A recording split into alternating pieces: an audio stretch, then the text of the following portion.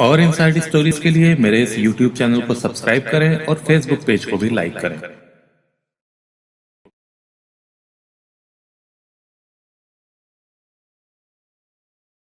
कहानी की शुरुआत हुई थी एक राजमिस्त्री की हत्या से। मिर्ज़ापुर की कोतवाली कटरा के बसई गांव के रहने वाले इस राजमिस्त्री का नाम था प्रवीण, जो कि राजमिस्त्री और ठेकेदारी का काम करता था।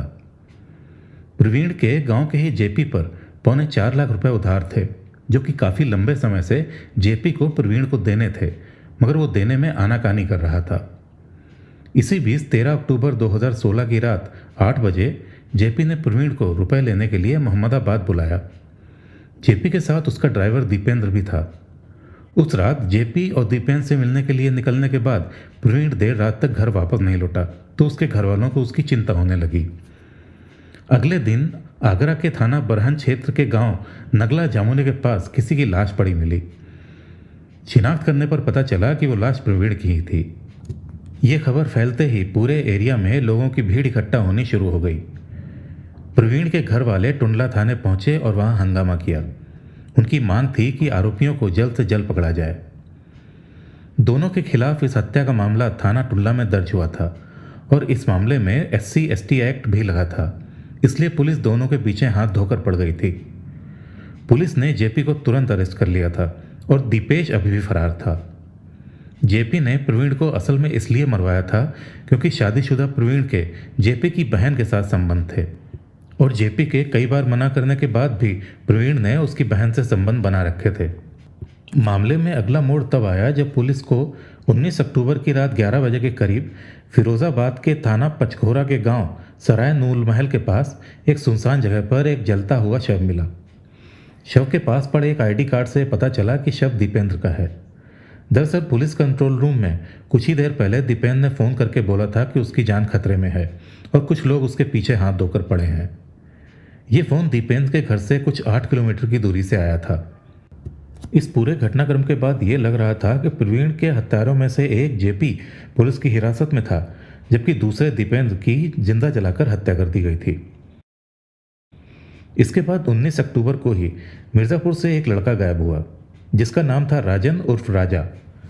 राजन दीपेंद्र के चचेरे भाई रवि नाम के एक शख्स का दोस्त था।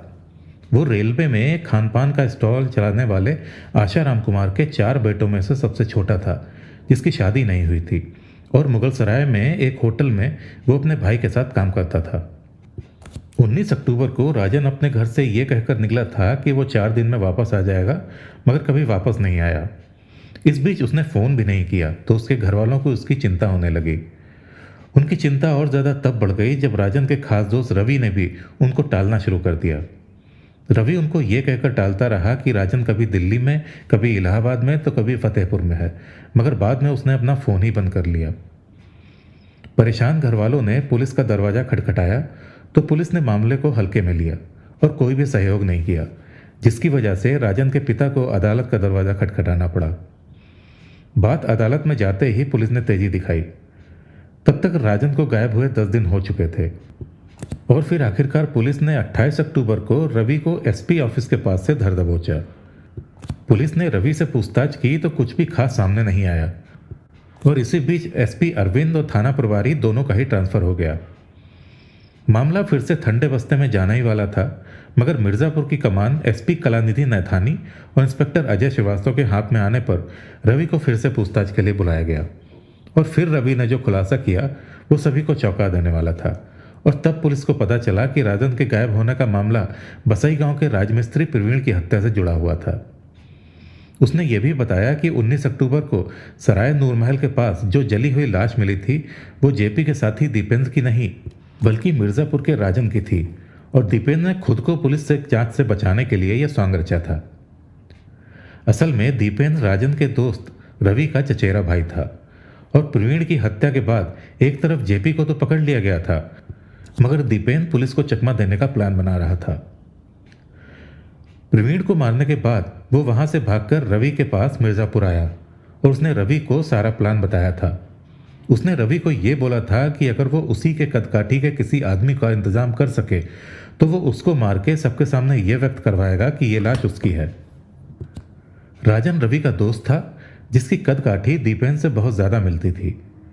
रवि के दिमाग में राजन का ख्याल आया और उसने उसको फ़ोन करके ये बोला कि वो अपने भाई दीपेन के साथ दिल्ली घूमने जा रहा है, वो चलना चाहे तो वो भी चले। इसके बाद तीनों लोगों ने 19 अक्टूबर को एक गाड़ी बुक की। प्लान के अनुसार दीपेन ने पहले से ही पेट्रोल खरीद कर रखा हुआ था। इसके बाद उन्होंने बियर खरीदी और राजा को जमकर पिलाई। जब उसके ऊपर गहरा नशा छाने लगा तो रात 11 बजे के आसपास फिरोजाबाद के थाना पचकोरा के गांव सराय नूरमहल के पास एक सुनसान जगह पर किसी बहाने से गाड़ी रुकवाई और राजा से मारपीट करके उसको बेहोश कर दिया और फिर पेट्रोल डालकर उसको जला दिया। राजा के मरने के बाद उसकी लाश के पास दीपेश ने अपना जूता और ड्राइविंग लाइसेंस रख दिया, जिससे कि लाश की पहचान उसकी लाश के रूप में हो। इसके बाद दीपेश ने फिरोजाबाद पुलिस को फ़ोन करके ये कहा कि मैं दीपेश उर्फ दीपू बोल रहा हूँ, 3-4 लोग मेरा पीछा कर रहे हैं, मुझे बचा लीजिए वरना ये लोग मुझे मार डालेंगे। वारदात की जगह दीपेश के घर से करीब 8 किलोमीटर दूर थी और ये जगह दीपेश ने इसलिए भी चुनी थी जिससे कि जांच के दौरान पुलिस को लगे कि दीपेश अपने घर आ रहा होगा और तभी उसके ऊपर हमला हो गया। पुलिस को फ़ोन करने के बाद दीपेश और जेपी फरार तो हो गए, मगर पुलिस ने जल्दी ही जेपी को ढूंढ निकाला और उसके बाद 14 नवंबर को दीपेश को भी धर दबोचा। वारदात वाली जगह पर जब राजन के पिता आशाराम को ले जाया गया तो उन्होंने राजन के जले कपड़ों से उसको पहचान लिया। पुलिस ने रवि को प्रेस कॉन्फ्रेंस में भी पेश किया, जहां उसने अपने अपराध की सारी गाथा सुनाई।